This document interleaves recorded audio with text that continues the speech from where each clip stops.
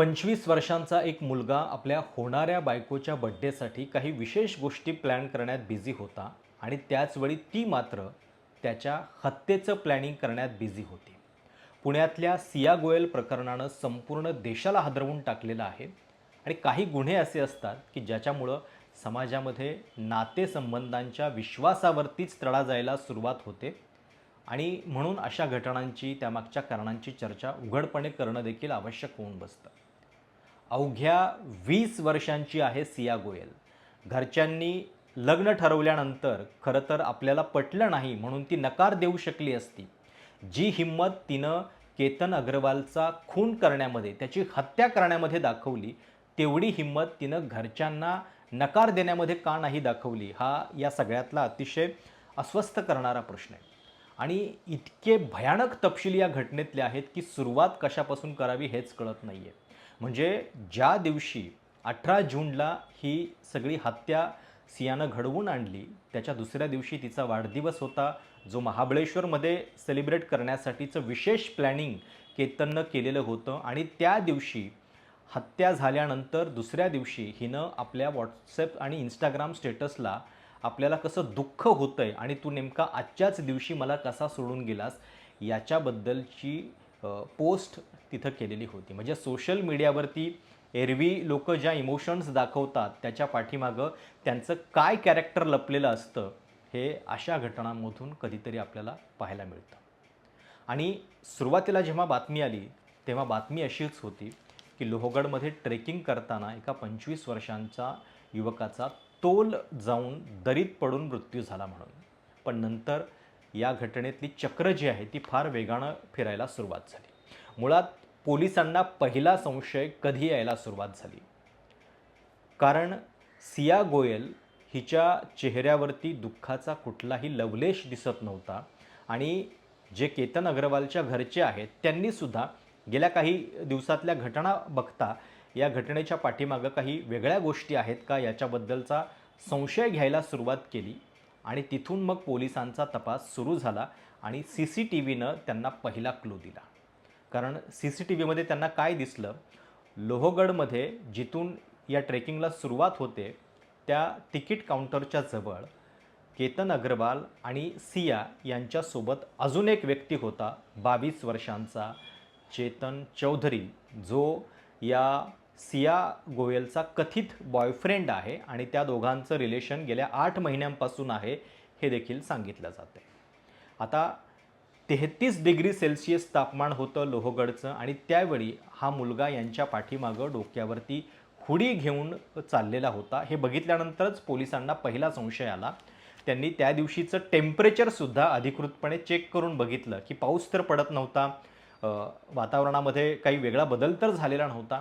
मग इतका उकाडा आणि इतका उन्हाळा असताना अशा पद्धतीनं डोक्यावरती हुडी घेऊन हा मुलगा का जातोय. आणि CCTVमध्ये दिसलं की ज्यावेळी सिया गोयल त्याच्याकडं बघते त्याच्यानंतर तो अचानकपणे खाली बसतो आणि काही संशयास्पद हालचाली करतोय. एक CCTV फुटेज तर असं पण दिसतंय की ज्यावेळी सिया केतन अग्रवालला घेऊन ट्रेकिंग करते आणि त्याचवेळी हा 22 वर्षांचा चेतन जो तिथून चाललेला आहे डोक्यावरती हुडी घेऊन, तो तिथून पास होतो. आता याच्या आधीच्या घटना काय झालेल्या होत्या बघा. म्हणजे ही घटना तडीच गेलेली आहे 18 जूनला, पण त्याच्या आधी 3 वेळा सियानं अशाच पद्धतीनं केतनला मारण्याचा प्रयत्न केलेला होता. पहिला अटेम्प्ट तिनं केलेला होता 31 मेला. आणि लोहगडच का, ट्रेकिंग का, तर केतन अग्रवाल हा रेग्युलर ट्रेकर होता, त्याला ट्रेकिंगची आवड होती आणि कदाचित कोणाला संशय येणार नाही म्हणून सुद्धा ती वारंवार त्याला याच स्पॉटवरती घेऊन जात होती. 31 मेला काय झालं, त्या दिवशीसुद्धा तिनं केतनला ढकलून द्यायचा प्रयत्न केला, पण त्यावेळी त्याचा हात एका झुडपामध्ये अडकला आणि त्यावेळी सियानं सांगितलं की मला अचानक साप दिसला आणि म्हणून माझा धक्का तुला घाबरून लागला. केतनला या गोष्टीचा जरा देखील संशय आला नाही. दुसरी गोष्ट बघा, 6 जूनला याच कुटुंबातले 4 व्यक्ती, सिया, केतन, त्यांची बहीण आणि केतनची बहीण, असे 4घे इंडोनेशियातल्या बालीला फिरायला जाणार होते. पण एअरपोर्टला जात असताना केतनचा पासपोर्ट जो आहे तो अचानकपणे सापडत नाही आणि मग नंतर कळतं की सियाला मुळात ही ट्रिप नकोच होती, त्याला केतनसोबत जायचं नव्हतं म्हणून तिनं अचानक पद्धतीनं त्याचा पासपोर्ट जो आहे तो लपवून ठेवलेला होता. म्हणजे किती वेळा, किती वेगवेगळ्या पातळींवरती तिनं हे सगळं प्लॅनिंग केलेलं होतं हे या संपूर्ण घटनेमध्ये आपल्याला दिसतंय. आणि 14 जूनला सुद्धा तिनं हा एक प्रयत्न केलेला होता, पण त्यावेळी रविवारचा दिवस असल्यामुळं तिला आपला बेत जो आहे तो तडीस नेता आला नाही आणि म्हणून मग शेवटी 18 तारखेला हा रोहन चौधरीसुद्धा तिच्यासोबत येतो आणि मग दोघं मिळून या सगळ्या त्यांच्या कहाणीला तडीस नेतात. 6 जूनला ज्यावेळी ते बालीला जाणार होते त्याच्या आधीसुद्धा एक दिवस 4 जूनला तिनं हा प्रयत्न करून बघितलेला होता की त्याला लोहगडला घेऊन जायचा, पण त्यावेळी घरच्यांनी सांगितलं की 31 मेला आत्ताच तुम्ही जाऊन आलेला आहात, परत 4 दिवसांनी जायची काय गरज आहे, म्हणून त्यांनी नकार दिला. आत्तासुद्धा 18 जूनला ज्यावेळी केतन आणि सिया लोहगडला ट्रेकिंगला गेले त्यावेळी केतन तयार नव्हता, पण या सियानं केतनच्या घरच्यांसोबत फोनवरती बोलणं केलं. तिच्या आईसोबत व्हिडिओ कॉल करून तिला सांगितलं की आमच्या दोघांना जायचं आहे आणि केतन तयार नाही आहे. मग शेवटी आईनं सांगितलं की जा म्हणून आणि त्याच्यानंतर केतन तयार झालेला होता. पण इतक्या वेळा अशा पद्धतीचे सियानं प्रयत्न करूनसुद्धा केतनला संशय आला नाही, त्यानं कुठलीही गोष्ट वेगळ्या दृष्टिकोनातून बघितली नाही. कदाचित याच सगळ्याचा गैरफायदा जो आहे तो सियानं घेतला. आणि पहिलाच प्रश्न हा उपस्थित होतो की जर 20 वर्षांची ही मुलगी आपल्याला न आवडणाऱ्या एका मुलाची हत्या करण्याची हिंमत दाखवू शकते, तर मग किमान घरच्यांना कळवून की मला हा मुलगा आवडत नाही आहे त्याला नकार देण्याची हिंमत ती का दाखवू शकली नाही. पोलिसांनी या सगळ्या तपासामध्ये कुठून गोष्टी शोधल्या ते पण फार महत्त्वाचं आहे.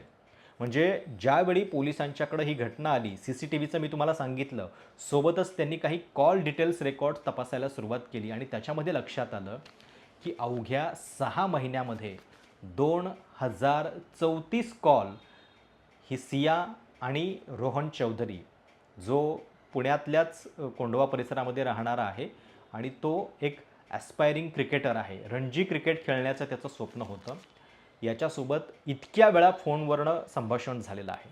ज्या दिवशी ही घटना घडली 18 जूनला त्याच्या आधीसुद्धा त्यांचं संभाषण झालेलं होतं आणि नेमकं त्या दिवशी कुणाला संशय येऊ नये म्हणून चेतननं त्या दिवशी आपला मोबाईल जो आहे तो स्विच ऑफ करून ठेवलेला होता, त्याचं लोकेशन जे आहे ते देखील बंद केलेलं होतं आणि याच सगळ्या घटनांचा संशय पोलिसांना यायला लागला आणि मग त्यांनी त्या दिशेनं तपास करायला सुरुवात केली आणि मग नंतर या घटना उघड झालेल्या आहेत.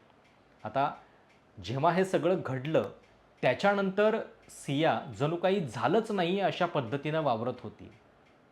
19 जूनला तिचा वाढदिवस होता आणि त्या वाढदिवसाच्या दिवशीच तू मला सोडून गेलास, माझ्या वाढदिवसाच्याच दिवशी तू का सोडून गेलास, अशा पद्धतीची एक पोस्ट तिनं इंस्टाग्रामवरती केलेली होती, जी बघून बरेच लोक हळहळले. त्यांना असं वाटलं की अरे किती वाईट घटना घडली आहे की एका मुलीचा होणारा नवरा तिच्या वाढदिवसाच्या दिवशी जातोय.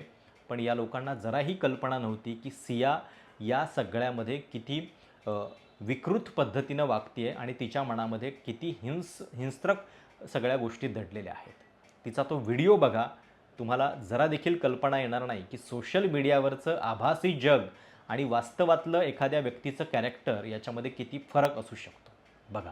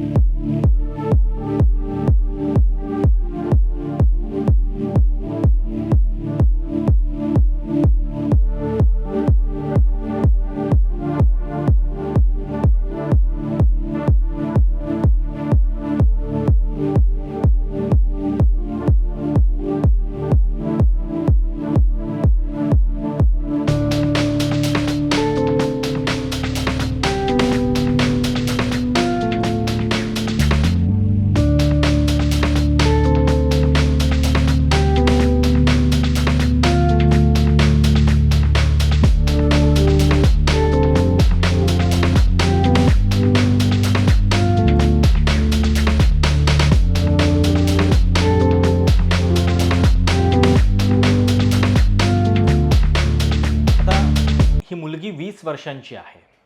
मुलगा केतन अग्रवाल हा 25 वर्षांचा आहे.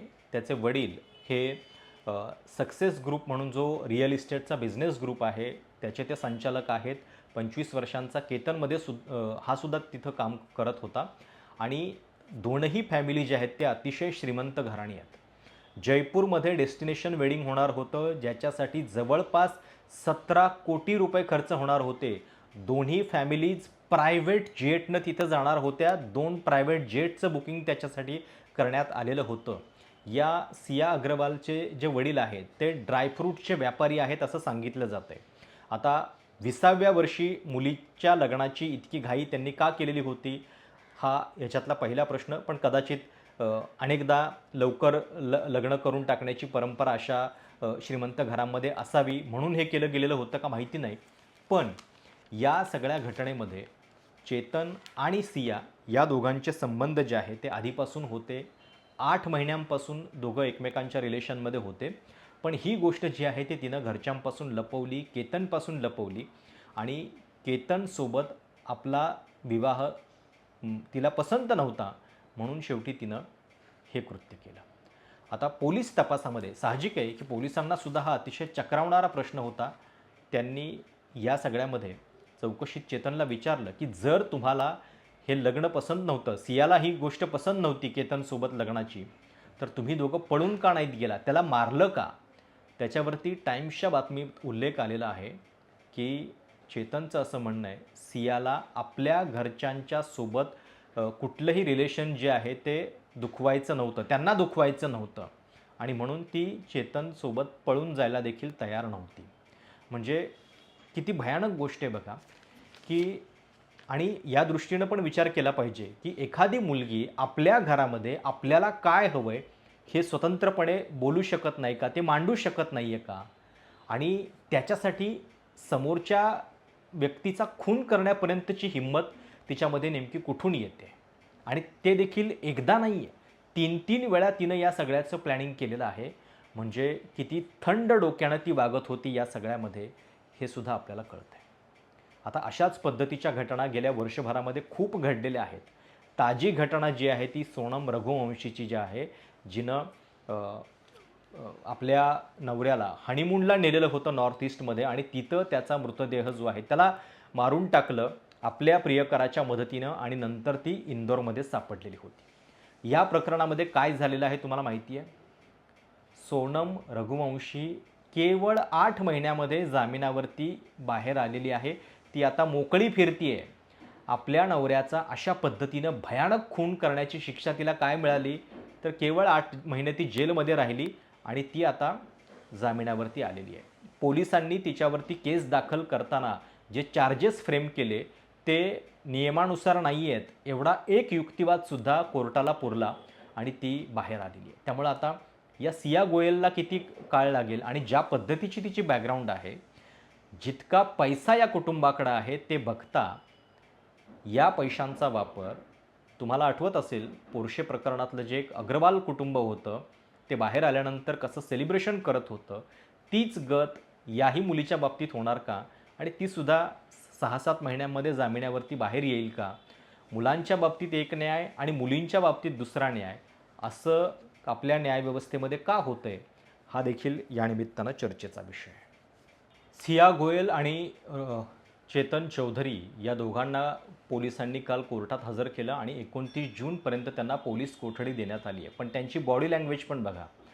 20 वर्षांची ही मुलगी तिच्या देहबोलीवरून तिला या कृत्याचा कसलाही पश्चाताप झाल्याचं दिसतंय का, तुम्हीच ठरवा.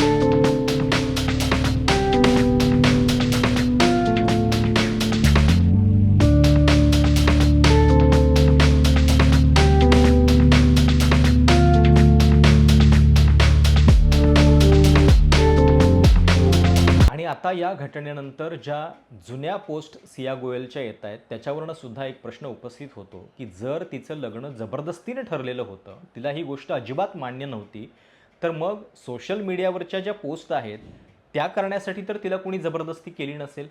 मग त्या पोस्ट ती नेमकी कशासाठी करत होती आणि त्या पोस्टमधला तिचा जो चेहरा आहे तो किती बनावटी आहे आणि त्या चेहऱ्यापाठीमागं किती खुनी मानसिकता दडलेली होती हे आपल्याला आज कळते. त्यामुळं भल्या भल्या ॲक्ट्रेसला सुद्धा मागे टाकेल अशा पद्धतीचा अभिनय या 20 वर्षांच्या मुलीनं या सोशल मीडियाच्या पोस्टवरती केलेला आहे. अनेकदा सोशल मीडियावरती आपल्याला फक्त पोस्ट दिसतात, लोकांचं कॅरेक्टर दिसत नाही, हेच या सगळ्या घटनेतनं आपल्याला दिसतंय. अतिशय भयानक असे तपशील या घटनेतले आहेत आणि 20 वर्षांची मुलगी आहे केवळ, तिनं हे कृत्य केलेलं आहे.